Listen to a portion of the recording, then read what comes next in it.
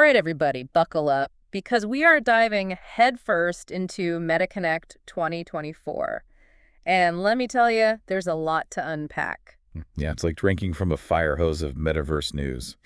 Meta dumped a whole lot of news on us this year, huh? It's like they took everything from science fiction and said, watch this. So where do we even start? Well, I think the biggest splash has got to be the Quest 3s. Yeah, a $299 mixed reality headset.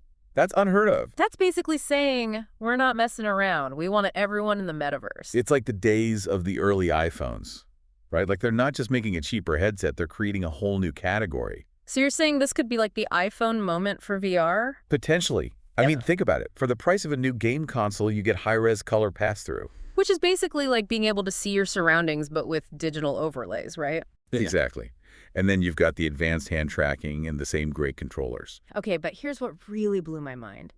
They're claiming the 3s actually has a smoother experience than the original Quest 3 at launch. Yeah, even though the hardware is a year older, software optimization is key here. So they're saying our software is so good it can outpace hardware advancements. It's a bold claim, but if they can pull it off, Game changer, right? absolutely. And don't forget, they also slashed the price of the Quest 3 to $499. So there's really a Quest for everyone now. Exactly. Okay. No matter your budget. Meta wants you plugged into their ecosystem. But a headset's only as good as the experiences you can have with it. And that's where things get really interesting.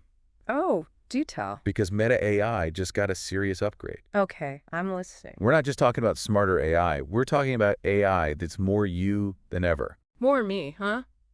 How so? So picture this. You're using your Quest 3s, and you need some information. You summon Meta AI, but instead of a generic voice, who pops up? Let me guess. Some boring old AI voice. Nope. Try John Cena or Dame Judi Dench. Wait. They've got John Cena and Dame Judi Dench doing AI voices. You heard that right. They're bringing in celebrity voices to make the experience more natural, more engaging. Okay, I'll admit hearing John Cena tell me to turn left at the next intersection champ would be pretty cool. Yeah. But it's not just about fun voices, is it? You're right. It goes way deeper than that. Okay, so what's the bigger picture here? Meta AI is becoming multimodal. It can understand images as well as text. Hold up. So it's not just hearing me, it's actually seeing what I'm seeing. Precisely. Like those mind-blowing demos where someone's editing photos just by talking to the AI. Make this guy more dramatic and boom, it happens. Exactly. Now imagine that, but instead of a stage demo, it's your life. Point your glasses at a messy kitchen counter and tell Meta AI to add cleaning supplies to your shopping list. Okay, that's next level helpful. I can see how this kind of AI could become almost like an extension of your brain. It's like having a superpowered assistant who's always a step ahead. But isn't it a little, I don't know, centralized to have Meta controlling all this powerful AI? That's the really interesting part. They're not keeping it all to themselves. Oh, really? How so? Meta's going all in on open sourcing their AI with Llama 3.2. Okay, so for those of us who don't speak fluent tech, break down what open sourcing actually means and why should we care? Imagine a recipe book that anyone can copy, tweak, and share their improvements to. Okay, I'm following. That's open source software. Instead of one company controlling the recipe, the entire community contributes, which means faster innovation and more diverse flavors. Or, in this case, AI experiences. So Meta's basically saying, let's all collaborate and build the future of AI together. Exactly. And they're putting their money where their mouth is. They're making Llama 3.2 available in versions small and efficient enough to run on your phone and soon your glasses. Hold up AI on my sunglasses. Things are about to get seriously futuristic. The future is closer than you think. It really is. And we haven't even gotten to the best part yet. There's more. Remember those Ray-Ban Meta smart glasses we talked about? The ones that are already out in the wild. Yeah, well, hold on to your hats because they're about to get a whole lot smarter. Okay, you've got my attention. Lay it on me. Meta's going all in on AI integration with these things.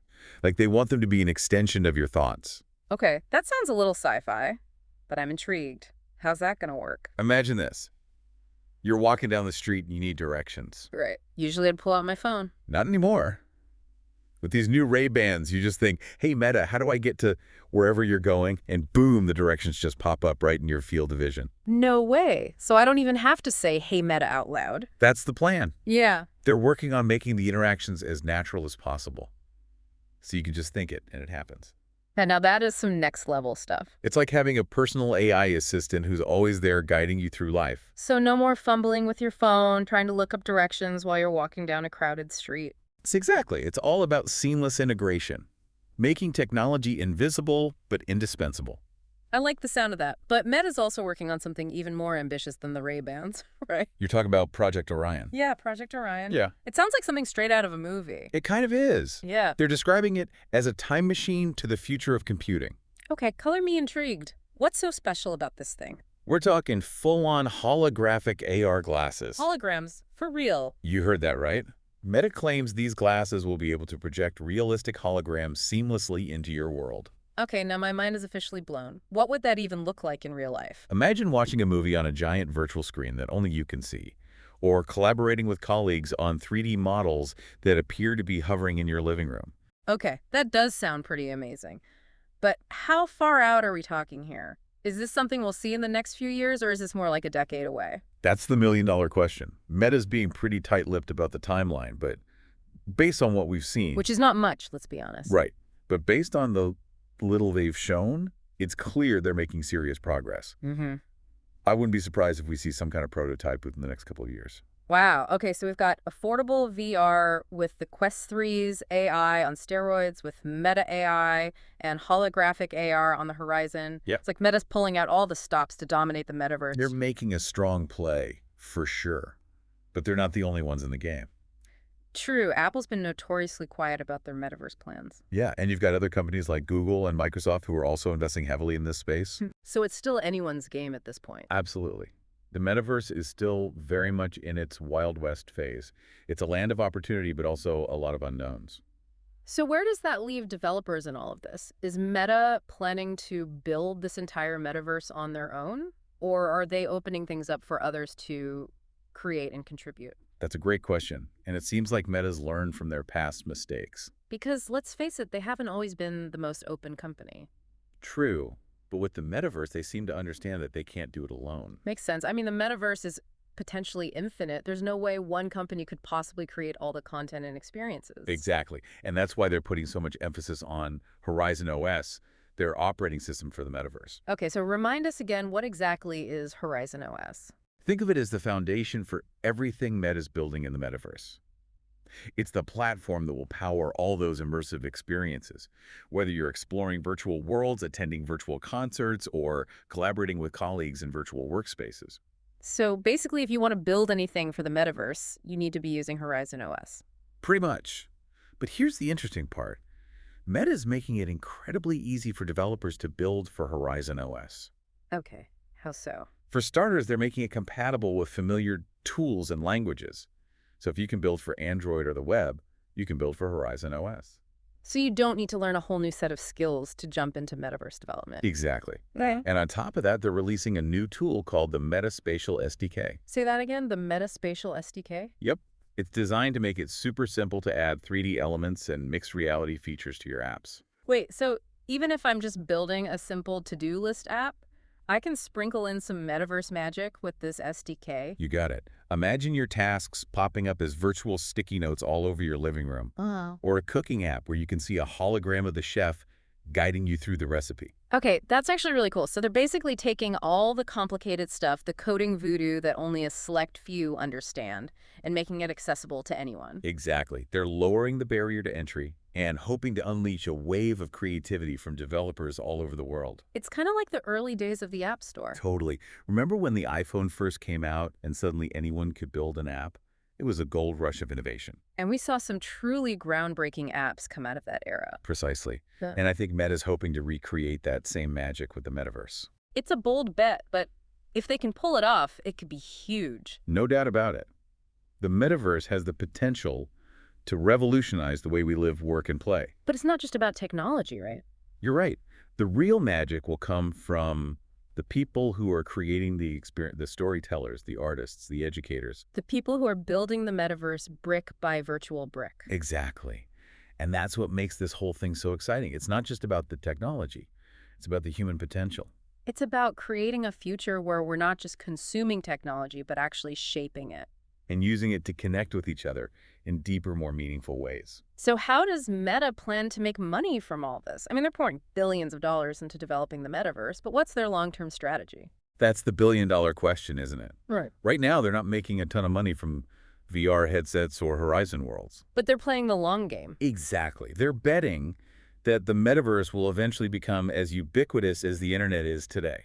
And once that happens, the possibilities for monetization are endless. Think about it. Advertising virtual goods, digital real estate. The sky's the limit. So you're saying investing in the metaverse today is kind of like investing in the internet back in the 90s. It's a risky bet for sure, but the potential payoff could be astronomical. Okay, so we've talked about the hardware, the software, the developer ecosystem, but what about the actual content, the experiences that people will have in the metaverse? That's what really matters, right? Absolutely. A metaverse without compelling content is like a theme park with no rides. Exactly. So what did Meta have to say about content at Connect 2024? Well, one of the biggest announcements was the launch of Horizon World 2.0.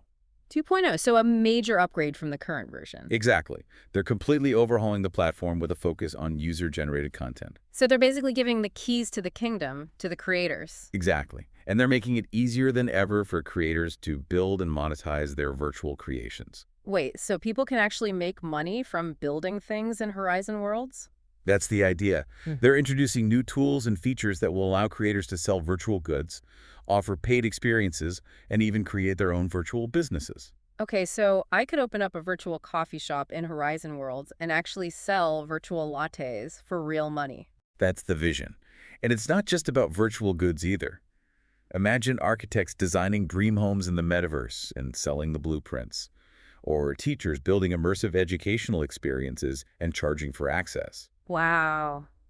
The possibilities are truly endless. And here's a really interesting part. Meta's taking a relatively hands-off approach to content moderation. Really? So they're not going to be the metaverse police? It doesn't seem like it. They're basically saying, we're providing the platform, you create the rules. That's a bold move. It'll be interesting to see how that plays out. Yeah, it could be a recipe for chaos, or it could lead to an explosion of creativity and innovation. Only time will tell. Well, one thing's for sure, MetaConnect 2024 has given us a lot to think about. No doubt about it. This is a pivotal moment in the evolution of the metaverse. So where do we go from here? I guess we just have to strap in and enjoy the ride. It's exciting to think about, but is this really the future we're headed towards? Or is Meta getting a little ahead of themselves? That's the billion-dollar question. Isn't it? Meta's betting big on this vision of a blended reality? But they're not the only players in the game. True, Apple's been notoriously quiet about their metaverse plans. And you've got other companies dipping their toes in the water, too. Feels less like one company is going to win this thing, and more about whose vision is going to resonate with people. It's like the early days of personal computing. Was it going to be Apple's closed ecosystem or the more open approach of PCs? No one knew for sure. And that's what makes this so fascinating to watch. So where does that leave us? What are the key takeaways from this whirlwind tour of MetaConnect 2024? First off, don't underestimate the power of affordability. That Quest 3's price tag, that's huge. It's not just about giving people access to VR. It's about shifting the entire conversation. It's like when smartphones went from luxury items to something everyone had. Suddenly the possibilities exploded. It wasn't just about making calls anymore. Exactly. And that leads to the second takeaway. Pay attention to the tools, Horizon OS, the Metaspatial SDK Llama.